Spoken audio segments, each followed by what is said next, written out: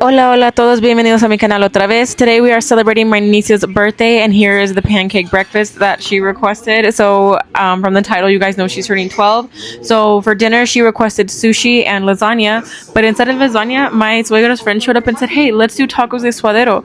And so here she is starting to prep everything for that. Here's everything for the salsa for the tacos de suadero, and her friend makes really good salsas and really good tacos de suadero.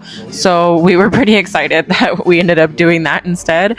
And then my suegra is prepping everything for the sushi. Here is her friend adding some salt to the salsa, and it was spicy, but it was good. Here is my suegra prepping the rice that will go for our sushi. And guys, obviously, like, we are not like sushi chef masters or anything like that, but this is just how we do it at home. And normally we use that little wooden thing. I can't even remember what it's called. I do apologize.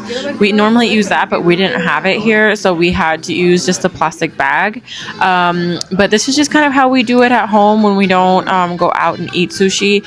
This is how my suegra just assembles everything. So she did the rice, she put the cucumber, she's adding the shrimp, and then here in just a second she's going to add the cream cheese. I think she did forget to put avocado this time, but maybe we were using the avocado for something else. I don't really know what happened there. But the other funny thing is we thought we ran out of seaweed. So some of you guys might be like, oh, well, where's the seaweed? We thought we ran out, and we didn't realize we had some until we had already started eating. So we were just kind of taking it and wrap in pieces and like wrapping it around our sushi. But there is one roll done, and here she goes starting the second roll. And to me, guys, sushi, excuse me, is such a art form, at least in my opinion. But I feel like for a more simple roll, we do like a fairly okay job of it at home. And the thing is, you can order a special sticky rice, or if you live near a market that sells Asian food, you can find it there. Or you can also use regular rice, and I believe if you just add like kind of extra water, it'll make it more sticky, and which kind of makes it perfect for sushi. So you know, whatever you've got to work with, right?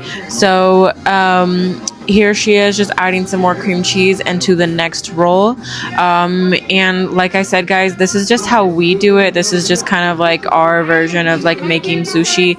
And we did do all of these rolls empanizados, or well, almost all of them, because we thought we didn't have the seaweed.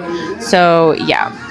But here is a look at the stuff for the tacos. We're getting the veggies ready, the limes cut, and guys, the kitchen was smelling so good at this point, and those limes look so fresh that I actually started sucking on one, and then I took one to have my niece taste it. She's tasted it before, but I love her little face that she made when she got some of the juice. And then here we got the onions simmering in oil for the meat, and there's all the suadero. Here is how the process of the sushi was going, and just rolling that one right on up and getting it ready to go with the others. We're adding the suadero meat to all the onions, and now we're going to mix it together. Or well, her friend is mixing it together. She is the suadero master out of all of us. So, oh my gosh, you guys, it looks so good. It was simmering. It was delicious. It was, oh my God, I was ready to eat. And then right here, my suegra is prepping everything to bread the sushi rolls. Now, she did have to cut them in half so that way they would fit in the bowls, and then also the skillet, because we ended up having to use a smaller skillet, but this is just pretty much what you do.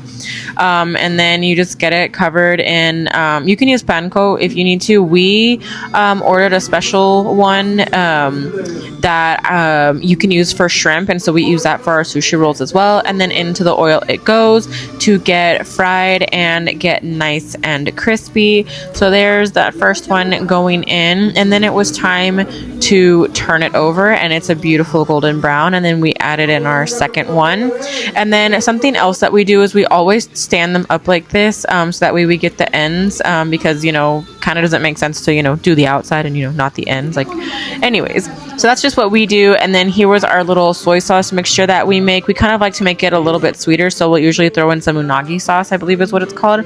And then here was a bunch of our shrimp done and ready to eat. We added black sesame seeds on top, and guys, this plate was heavy, but anyways, it looked delicious. And then here is her friend prepping the tortillas, getting them ready, dipping them in all that, you know, grease and everything from the suadero.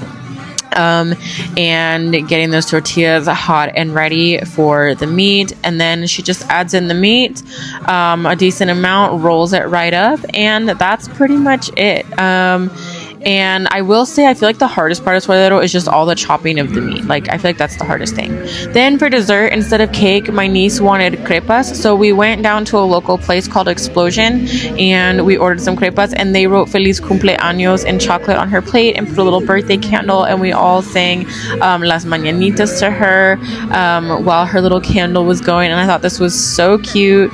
And yeah, it was just a really nice celebration, and just, you know, perfect that she kind of just had it the way that she wanted. And then it was time for her to blow out her candle and make a wish, and I can't believe she is 12 years old and she's gonna be a teenager soon.